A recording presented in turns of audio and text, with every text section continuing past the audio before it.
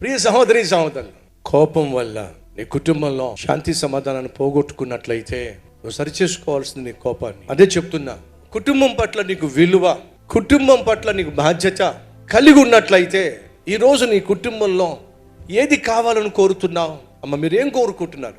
మా ఇంట్లో ప్రేమ ఉండాలి బ్రదర్, మా ఇంట్లో సమాధానం ఉండాలి బ్రదర్, మా ఇంట్లో సఖ్యత ఉండాలి బ్రదర్, మా ఇంట్లో ఆత్మీయత ఉండాలి బ్రదర్. సహోదరులు, ఏం కోరుకుంటున్నాను?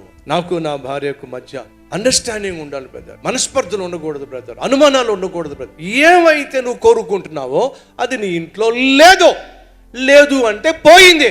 వెళ్ళినప్పుడు బాగున్నారు కదా, కాలక్రమేణా శాంతిని, సమాధానాన్ని, ఐక్యతని, సఖ్యతను, నమ్మకత్వాన్ని, వీటన్నిటిని ఒక్కొక్కదాన్ని పోగొట్టుకున్నావు.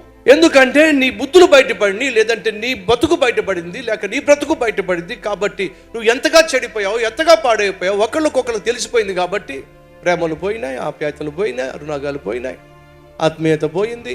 ఇప్పుడు దేవుడు అంటున్నాడు, నీ ఇంట్లో నువ్వేమైతే పోగొట్టుకున్నావో దాన్ని తిరిగి మళ్ళా పొందుకోవాలంటే ఒకే ఒక మార్గం, బ్రతుకు మార్చుకో.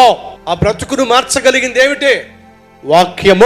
వాక్యము ద్వారానే పోగొట్టుకున్న విలువలను తిరిగి పొందుకో.